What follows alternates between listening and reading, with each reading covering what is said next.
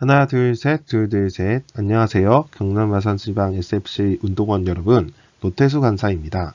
성경 속 교회 이야기 두 번째 시간은 고린도 교회 이야기입니다. 고린도 교회는 사도행전 18장 1절에서 17절, 고린도전서, 고린도후서에 등장하는 교회입니다. 다 함께 이야기 속으로 들어가 보겠습니다. 고린도 교회는 당연하겠지만 고린도라는 도시에 세워진 교회입니다. 고린도는 아가야 속주의 중심 도시였습니다. 속주라는 말은 미국에서 사용하는 주와 같은 개념으로 우리나라로 치면 도와 같은 도에 해당되는 행정구역이다 라는 것을 알아두시면 되겠습니다. 아가야 속주는 지금 그리스가 있는 발칸 반도의 끝자락을 가리킵니다. 고린도는 그리스 본토와 펠로폰네소스 반도를 이어주는 지역에 위치하고 있습니다. 지역이라는 말은 양면이 바다로 둘러싸여 있는 좁은 지형을 가리킵니다. 고린도는 동쪽과 서쪽에 모두 바다가 있어서 바다가 있는 항구 도시였습니다. 동쪽과 서쪽이 바다로 둘러싸인 도시 고린도에는 배를 정박할 수 있는 항구가 3군데나 있었습니다. 그 중에 동쪽 해안 사로니코스만의 갱그레아 항구, 서쪽 해안 고린도만의 레기움 항구가 유명했습니다. 로마와 아시아를 오가는 중요한 길목이었기 때문입니다.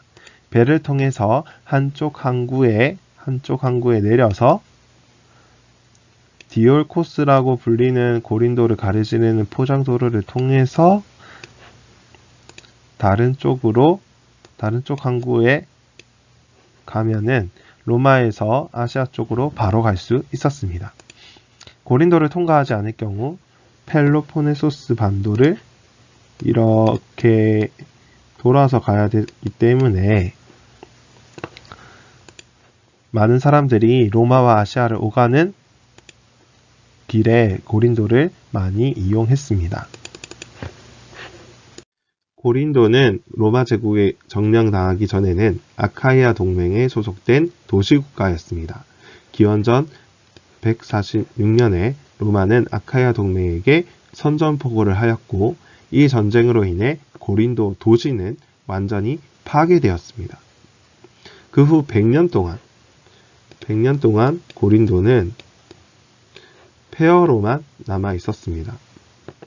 기원전 44년 율리우스 카이사르가 고린도가 로마와 아시아를 잇는 중요한 항구 도시가 될 것을 알아보고 고린도를 재건하였습니다. 율리우스 카이사르는 로마의 해방민들, 노예에서 해방되어 자유민이 된 사람들을 재건된 고린도에 이주시켰습니다. 고린도는 로마와 아시아를 잇는 중요한 길목 도시로 큰 번영을 누렸습니다. 로마에 의해 파괴되기 전 고린도에는 그리스인밖에 살지 않았지만 재건된 고린도에는 다양한 사람들이 다양한 곳에서 와서 살았습니다. 그들은 각기 믿는 신이 달랐습니다. 고린도에는 수많은 우상들이 있었습니다. 아프로디테, 아폴론, 헤라, 데베테드, 코레, 아스클레피오스, 포세이돈 등 그리스와 로마 신화의 신들을 섬겼을 뿐만 아니라 황제가 지은 도시답게 황제 숭배를 하는 사람도 많았습니다. 특히 포세이돈 신을 위한 이스티미아 체전을 열어서 지금의 올림픽과 같이 아가야 속주에 있던 많은 사람들이 모여서 체육대회를 했었습니다. 도시에는 18,000석 규모의 극장과 3,000석 규모의 콘서트홀, 도시 중심부에는 큰 시장이 위치해서 10만 명의 도시 주민과 더불어 고린도를 방문하는 방문객들이 충분히 수용되는 그런 큰 도시였음을 알 수 있습니다. 우상이 가득한 고린도에는 도덕적 타락이 심했습니다. 특히 성적인 문제에 있어서 매우 타락했습니다. 고린도에는 아크로코린트라는 큰 산이 있었는데 큰 산이 있었는데 그 산 정상에는 아프로디테 여신을 위한 신전이 가장 높은 곳에 있었습니다. 바울이 복음을 고린도에 전하기 전에는 1000명의 남사제와 여사제가 아프로디테 선전을 섬기기 위해서 고용되어 있었습니다. 사제들은 아프로디테 여신을 위한 목적으로 아프로디테를 숭배하는 자들에게 몸을 내놓았습니다.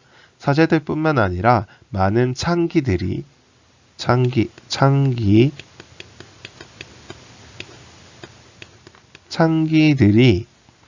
고린도에 활동했고 고린도를 방문하는 수많은 방문객들의 몸을 팔아 생계를 유지하고 있었습니다.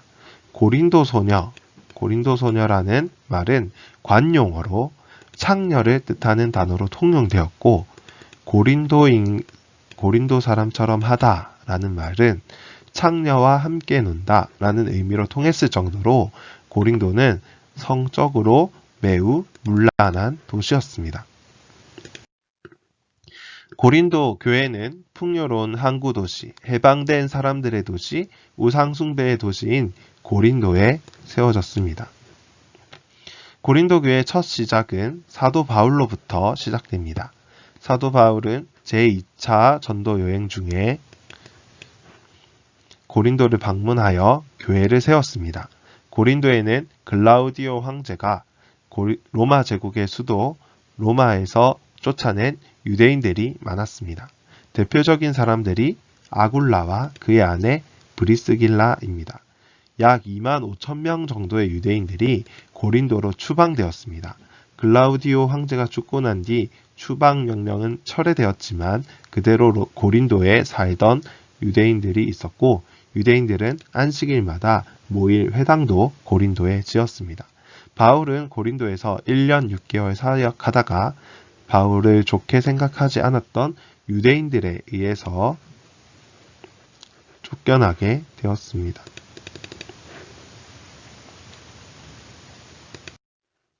바울이 없는 동안 이후 이집트 알렉산드리아 출신인 아볼로가 에베소에서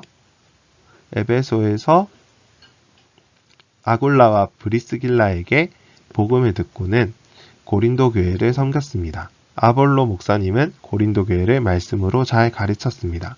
고린도 교회에는 믿는 자들이 많이 생겼습니다. 그런데 아볼로 목사님이 에베소로 다시 돌아가고 난 뒤 고린도 교회는 서로 편을 가르고 싸우기 시작했습니다.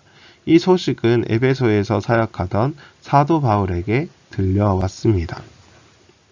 사도 바울은 고린도 교회가 잘못되어 가고 있다는 것을 알고 우리가 잘 알고 있는 고린도전서를 고린도 교회에게 보내게 됩니다. 고린도 교회에는 처음 교회를 세운 사도 바울을 따르는 사람들과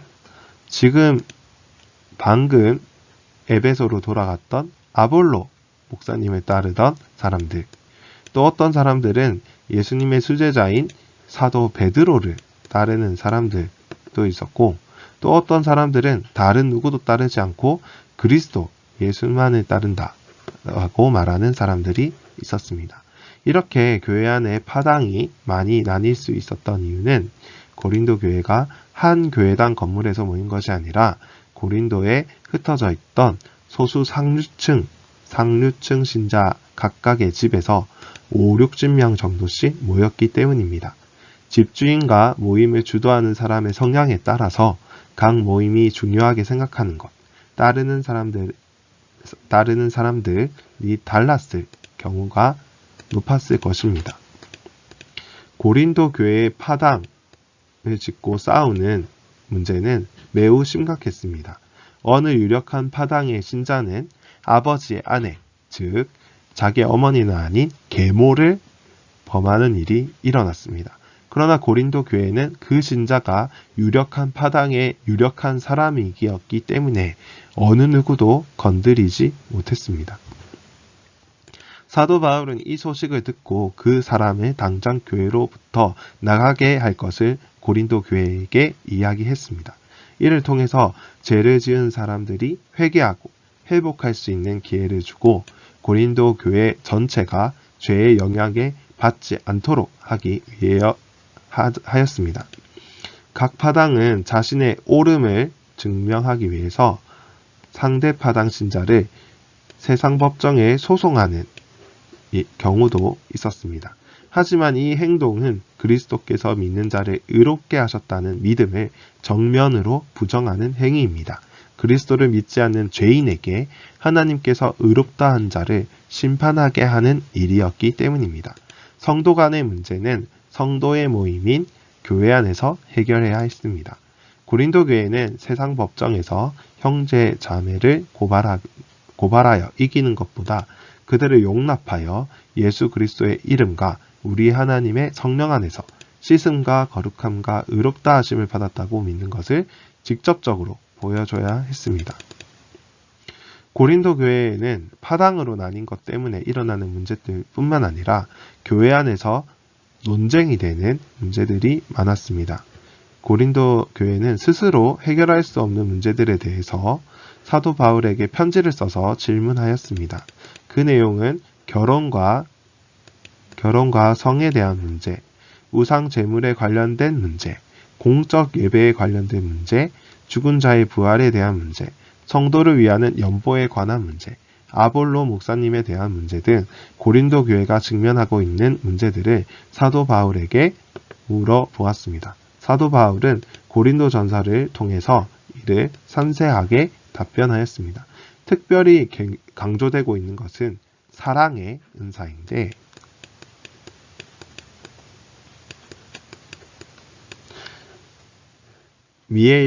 미와 사랑의 여신인 아프로디테를 섬기는 신전이 있었던 고린도에 사랑을 이야기하는 것은 세상이 말하는 사랑과 하나님께서 주신 은사로 주신 사랑이 얼마나 다른지 대조하며 그리스도인이 세상과 어떻게 다르게 살아가야 할 것인지를 보여주고 있습니다.